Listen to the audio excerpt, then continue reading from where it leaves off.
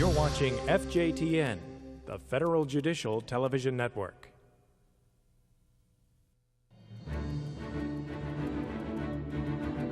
The Federal Judicial Center presents The Architecture of Antitrust, an FJTN program for judges, staff attorneys, and law clerks.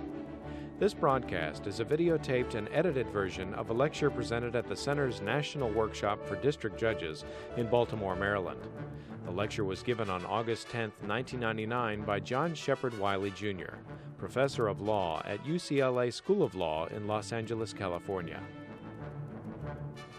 This is an area of law that I love dearly, and I love to talk about it to an audience that really shapes this area of law. I want to make a number of points today, but I want to start off with the key idea that antitrust, it's a common law field. The Congress has really given you, the federal judiciary, an area of crucial national economic policy to invent. And really that's what federal judges have done during the century that we've had the Sherman Act. I'll elaborate on that, then go on to make a second basic point that these days antitrust law is all about antitrust economics. Courts have got to understand some basic economics to apply modern antitrust doctrine. And really there's three key economic points that I'd like to make. In the time available, it's impossible to cover all of antitrust. We've had 100 years of it. I've got 90 minutes to talk. I'm not going to try to divide the number of years by the number of minutes and shape the talk accordingly. The points I'm going to make are basic points, are fundamental points, and the first is the simple but crucial point that competitive pricing is fundamentally different from monopoly pricing, and we'll talk about exactly how that is. The second economic point I want to make is that cartels are the central evil that the Sherman Act tries to forestall or prevent. They aim to mimic monopoly conduct, and their aim is the target of the per se rule against price fixing. That's really the core rule of the Sherman Act. It's a simple rule. The Supreme Court has made it a simple rule, and it's a powerful rule. I'll try to explain exactly what that rule is about in a straightforward way. Third, related to the first 2 points, is something that I'm going to refer to as the market concentration supposition. Now, this is an idea that's crucial to a lot of antitrust analysis, having to do with the inferences that we draw from market concentration.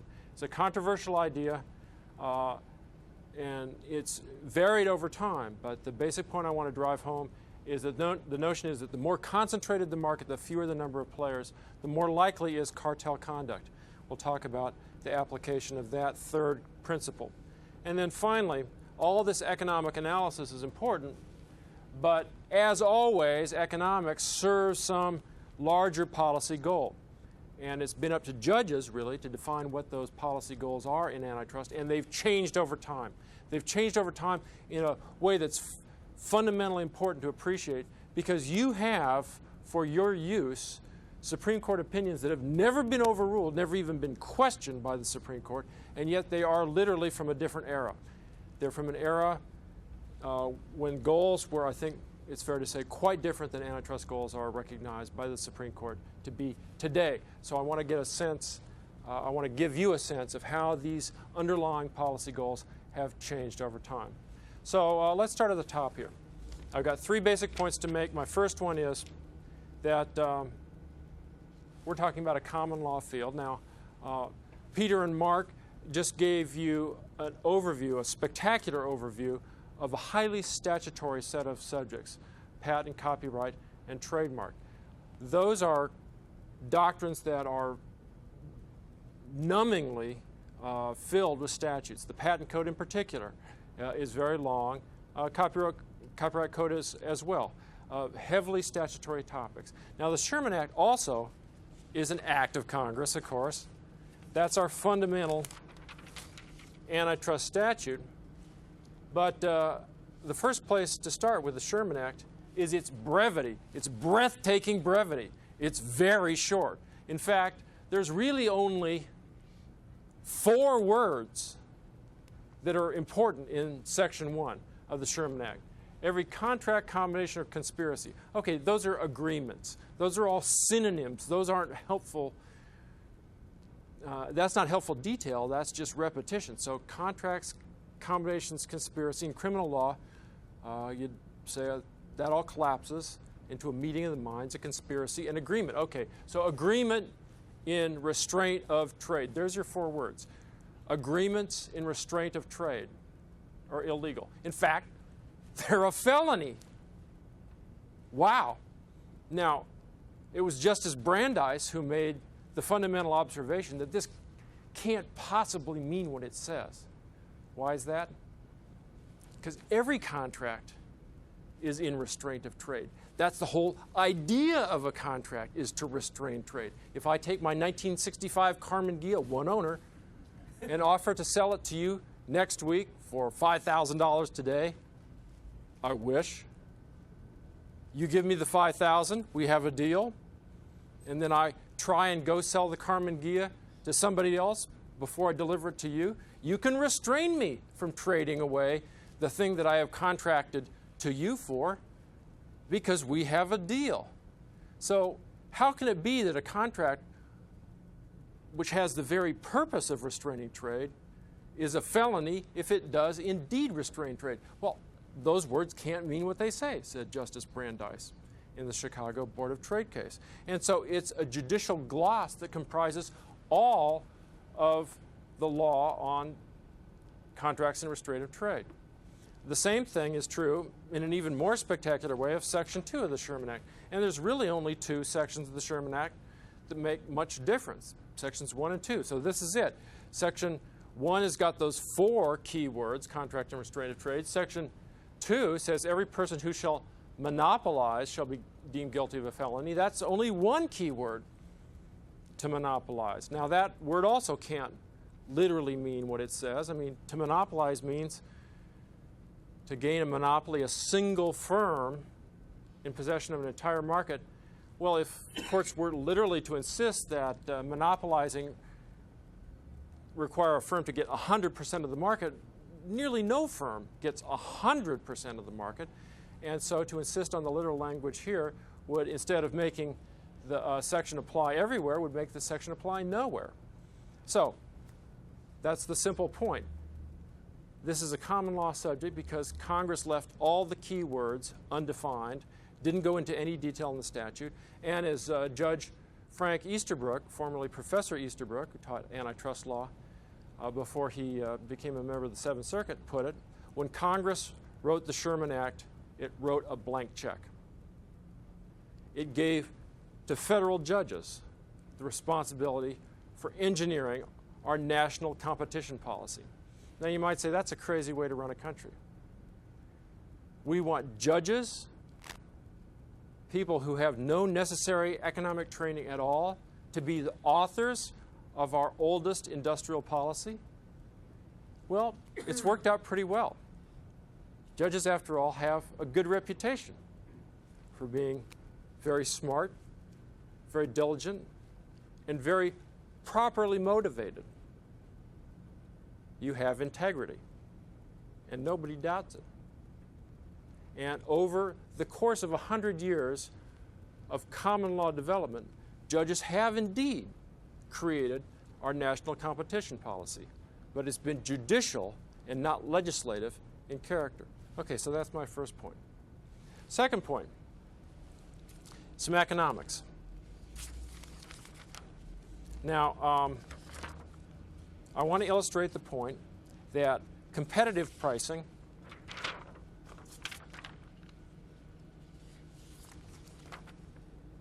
is fundamentally different from monopoly pricing. Now, I want to do this with a commodity with which you're familiar. Gasoline. Everybody buys gasoline, at least everybody who doesn't live in New York City. Now, there may be some exceptions, but even there, people have been known to at least keep a casual interest in what the gasoline market is. So let's take a competitive price setting mechanism to start out with. How are gasoline prices set if the market is truly competitive? Well, an Econ 1 course teaches that the beauty of a competitive market is that it drives prices down to cost, so that competitive prices are cost-based prices. Now, why is that? Well, because competition forces prices to be at that level. If we have a truly competitive market, if there are a large number of firms producing petroleum, refining it, and selling gasoline to motorists, then prices can't be above costs, because otherwise competitive pressure will drive the price down. Why is that? Well, if it's truly a competitive market and my price is $2 a gallon and everybody's price on the other corners in town is $1 a gallon, obviously nobody's going to buy from me. Why? Because consumers have an option. That's the beauty of competition. Consumers have the power to say no. Consumers have the power to walk out of the room. They have the power to exit. An incredibly powerful power that consumers have when the market is truly competitive. So consumers can walk when they see a deal they don't like, and they can go to a better competitive alternative. So prices are forced down to a cost-based level. Now, they're not going to go below a cost-based level because the market won't sustain that in the long run. If prices are forced below the cost of production in the long run, firms will go bankrupt, and that good won't be produced at a below-cost price. So firms will drop out of the market and the price will come up. So the simple insight of the Econ 1 course is that competitive pricing is cost-based pricing. So good, so far. Okay? Let's just ask, okay, what are competitive prices in gasoline right now? Well, if we assume, let's assume that the gas market presently is competitive.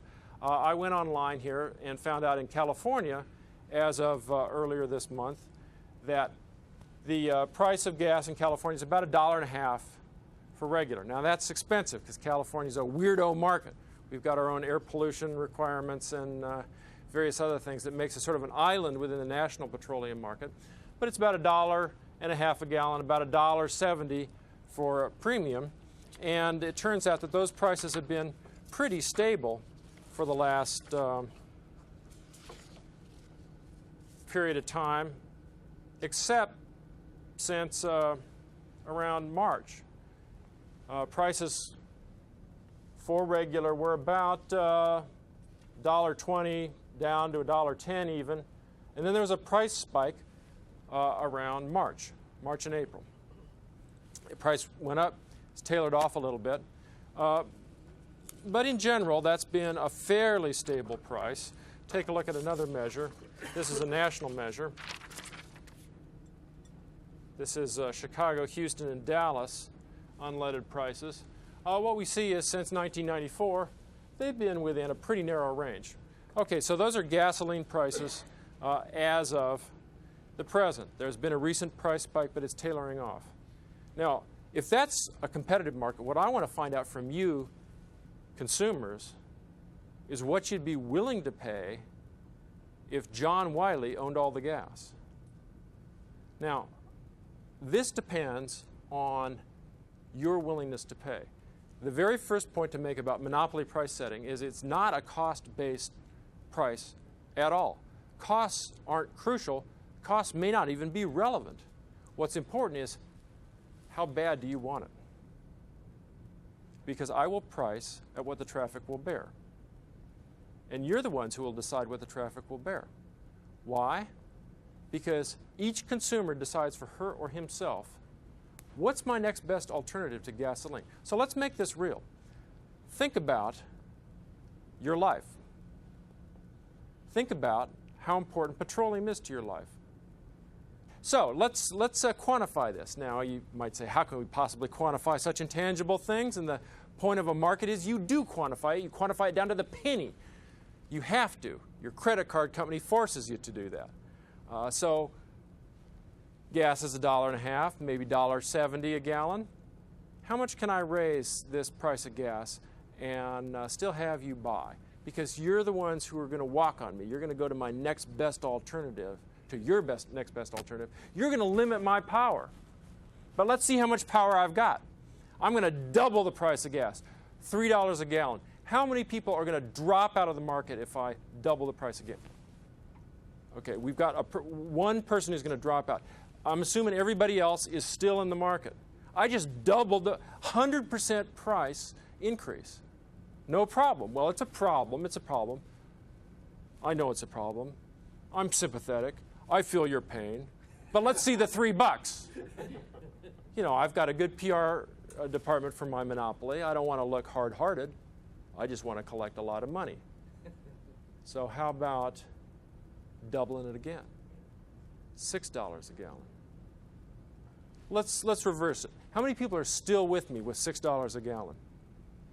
Please raise your hand high. Don't be bashful. Now, Your Honor, okay, you're good, got the $6. Okay, look at this, It's $1.50 a gallon now. I've just gone to $6. I've got the majority of the room still with me. Let me double it again to $12 a gallon. How many people are still with me at $12 a gallon? Now, those of you who got your hand down, ask yourself honestly, if you went home tomorrow and found gas $12 a gallon, you'd be mad. But would you really get out of your car? Okay, your usage would go down. Okay. All right. So now we see there's some marginal issues that come up, some trade-offs. Your usage would go way down.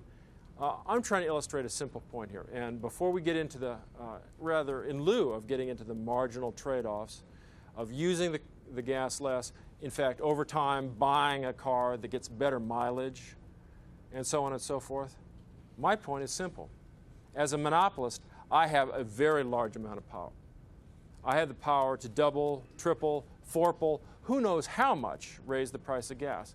And in fact, if we look at how much power oil producers have used in the past, take a look at this chart. This is taking gas prices back over time. This is the glorious 1970 period when U.S. Gas prices were at an all-time low. U.S. production was at an all-time high.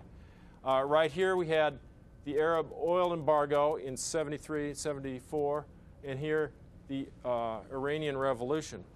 Look what happened to oil prices when OPEC got serious about flexing its cartel muscles. Prices shot up dramatically. Now that is the evil that the Sherman Act is centrally aimed at preventing. Don't have jurisdiction over OPEC. That is a collection of sovereign nations. Sometimes they're at war with each other. Sometimes they have a hard time cooperating on price setting. But where we do have jurisdiction over monopolists, or at least competitors who are trying to mimic monopolists, we don't want them to raise price just because they have the power to do so. Why? Well, first and foremost, because it's a tremendous wealth transfer from consumers to producers. It's very painful. It makes consumers worse off. It does a lot of other bad things. It distorts efficient pricing decisions and so on. But the main thing is it's a simple idea that we don't want to pay $12 a gallon when the price of gas, when the cost of gas is only $1.50. So, point one, competitive price setting is cost-based. Monopolistic price setting is what the traffic will bear. And that is a huge flexing of economic power, of cartel might that we want to avoid. Okay, so that's our first point, number one. Now, the second point is that... Excuse me, when you say cost-based, does that cost-based allow a reasonable profit? Yes. The question is, what do I mean, what's included in the cost that I say is the cost basis for competitive price setting? And in particular, does that include a rate of return? Absolutely. A reasonable rate of return to investment, to investors, to management, that's a necessary cost of production. That's a cost of capital. You need to have a rate of return to attract capital into a market and to keep it there. So yes, there's got to be a reasonable rate of return, or else the capital flees the market. Is that responsive, Your Honor? Yes. Okay. Important point. That can be a very tricky point if we follow that very far. Well, what do you mean by reasonable? How do we find that out? But the core notion is we're not just talking about physical, tangible costs. We're talking about the costs that are the economic costs to operating any business. So in a competitive market, those are compensated.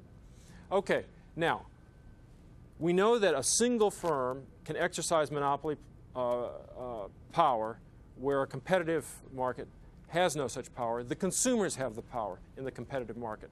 We also know that where there is a competitive market, the producers could have monopoly power if they just cooperate with each other.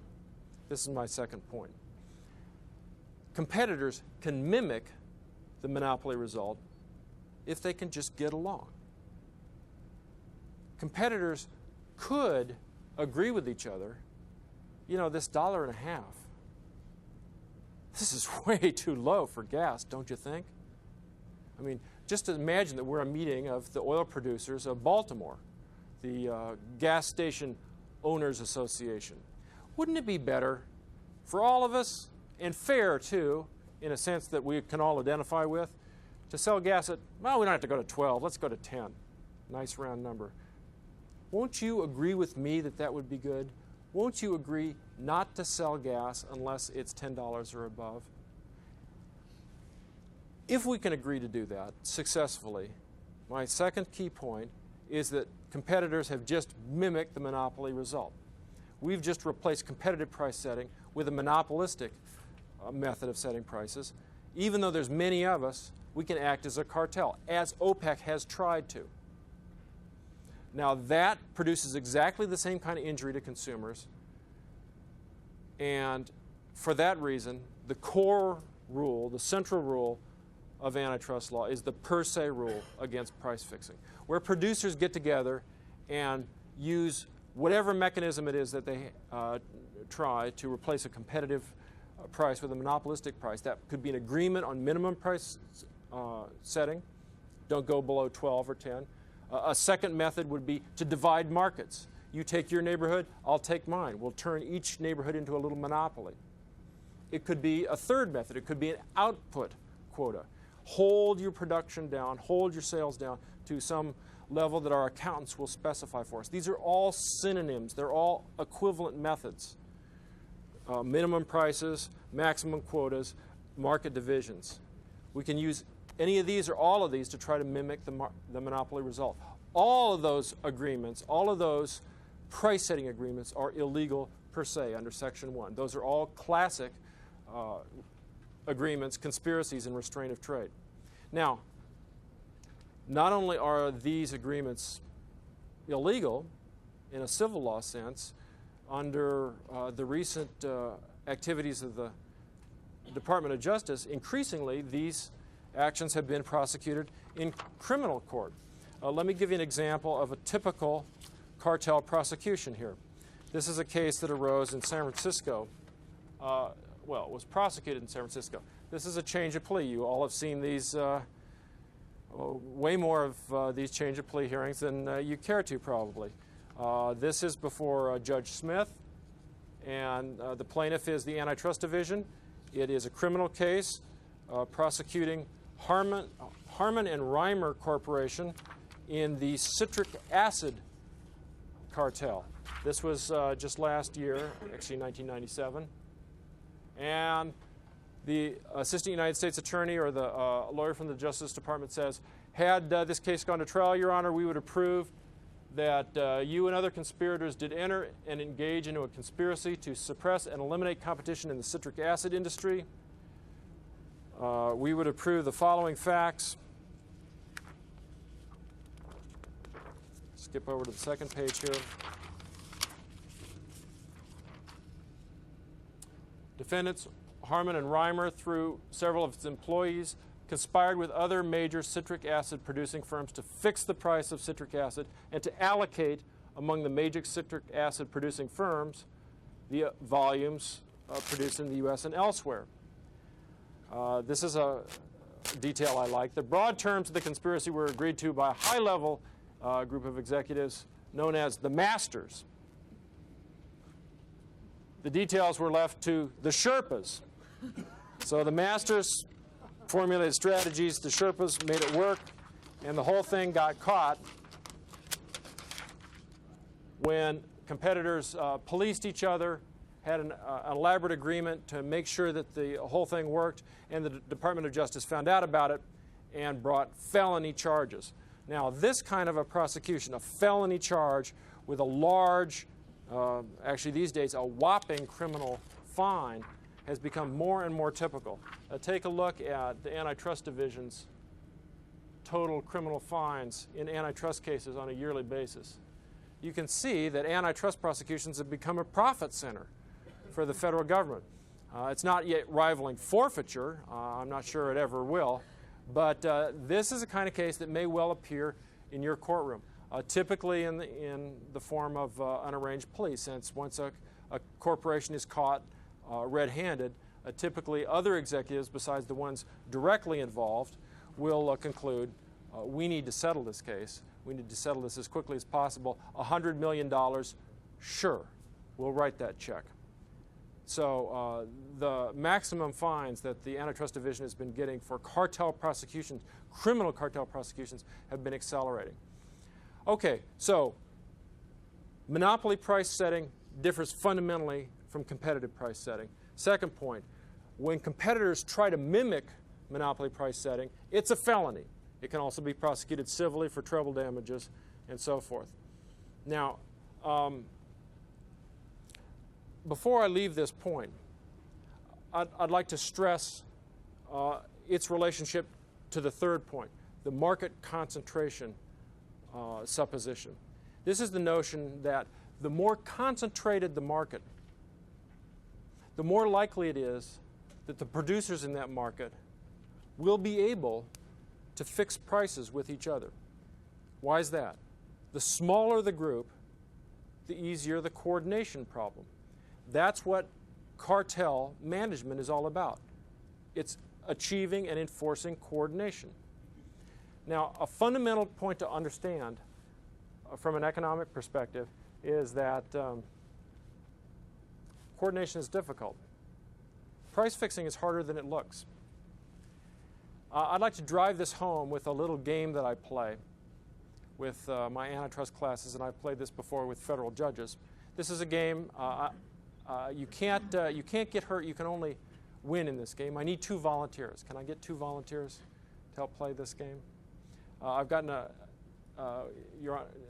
Judge Buckwalter. I've got one. Okay, and Judge Schwartz. Now, I want the rest of the audience to keep an eye on these 2 judges to make sure they do not communicate with each other.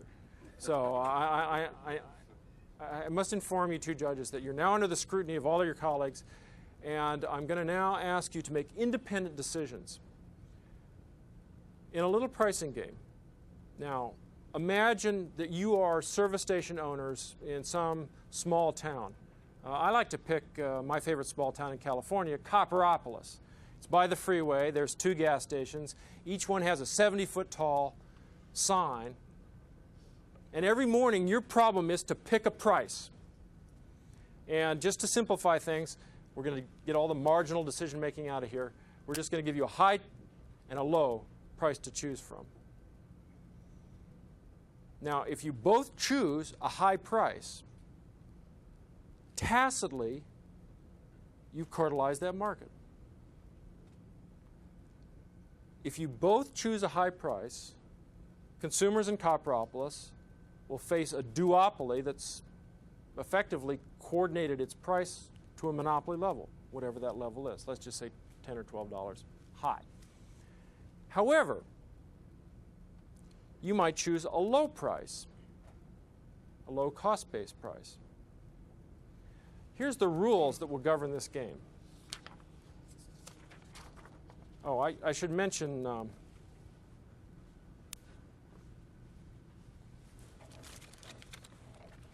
going to play this game with real money. So I will pay you.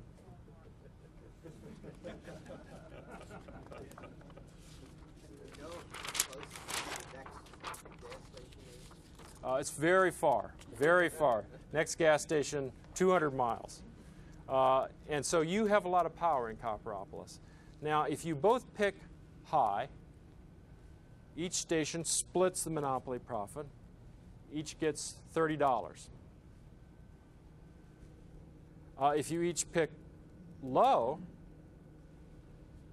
then you split a competitive profit. And I'll say that's $10, just to pick some arbitrary figures to get the point across.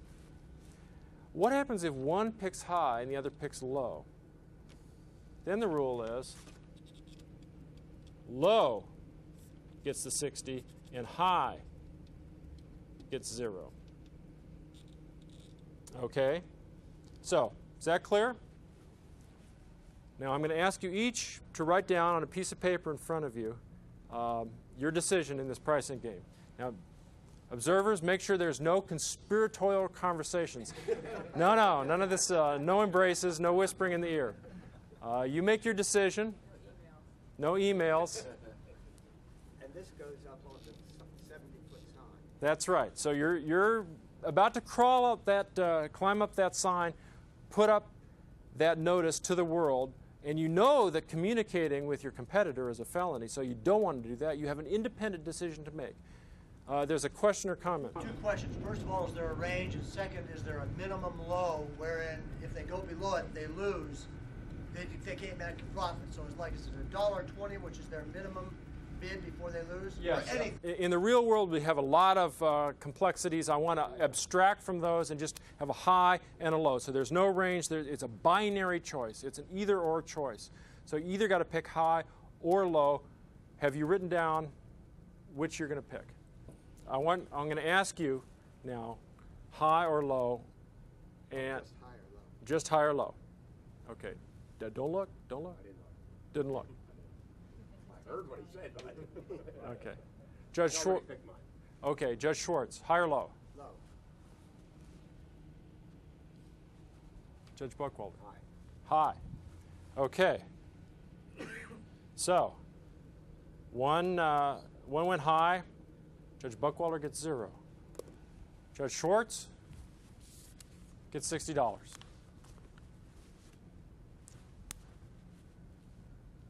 Let's play again. Please make that decision another time. Don't look. Introspect.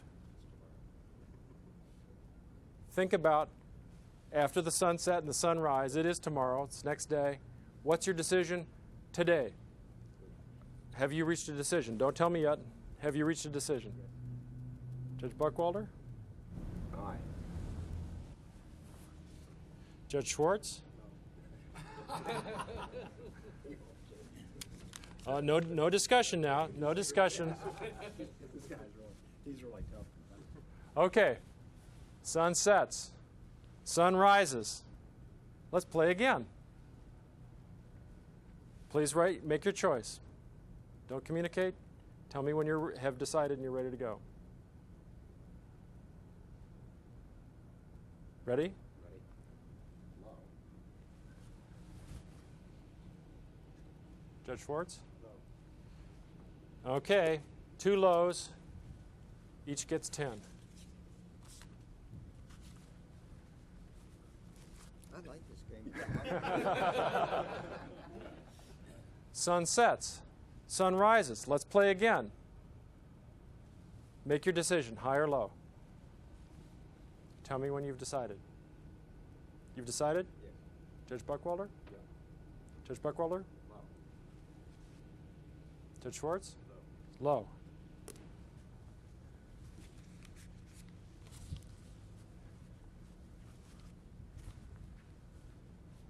Let's play again. Make a decision, high or low. Tell me when you're ready. We can't conspire. Can't conspire. Ready. Judge Buckwalter? Ready. Judge Buckwalter, your decision? Yeah. High. Judge Schwartz? Low. Okay. We have 5 rounds of our game. Now let's take a look at what happened here. This is a very interesting result we've got.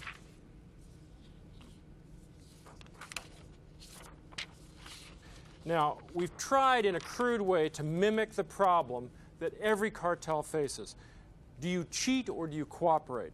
There's always a cheating incentive because you know if you go low, you can get a bigger share of the business. Now look what happened to every round.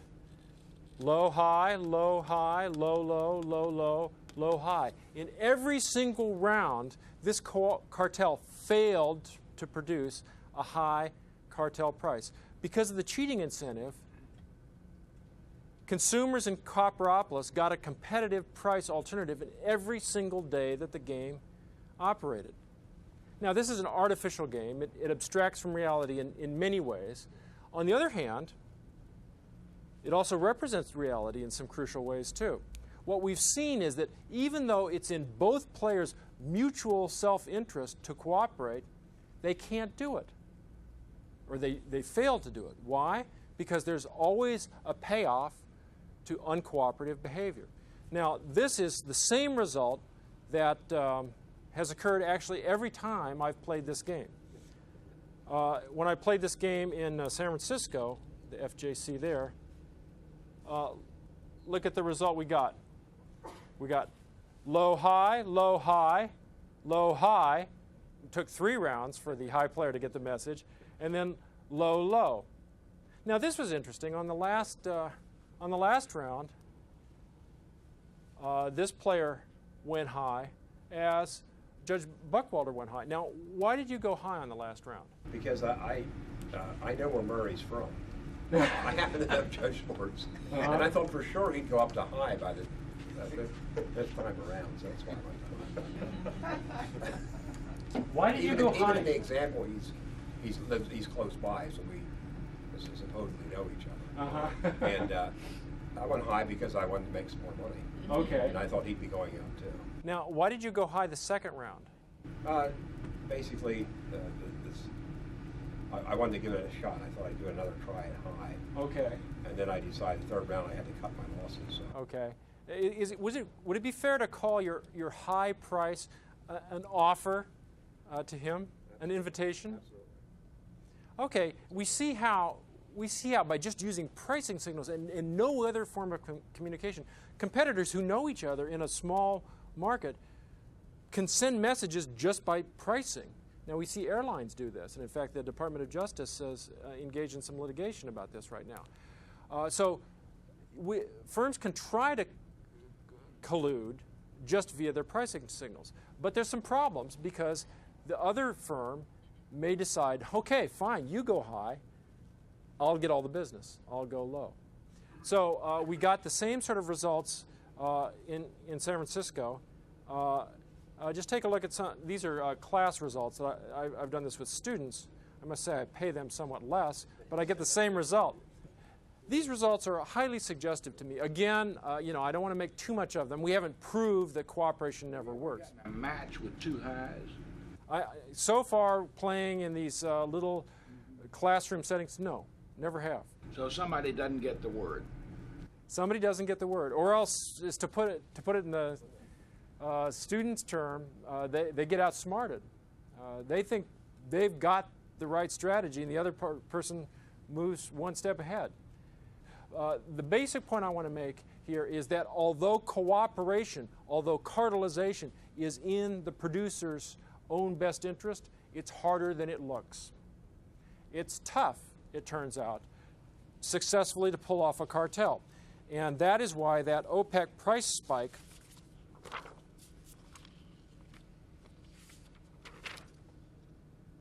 was just that, was just a spike and not a high plateau. It turned out that moment of effective petroleum cartelization was a fleeting moment. It didn't help that Iran and Iraq were at war in a very, very bloody war, and that in between the battles where they're trying their best to kill the other side, their oil ministers would meet in Geneva and say, okay, well, hostilities aside, now don't you think a $60 price is the right one for a barrel of oil?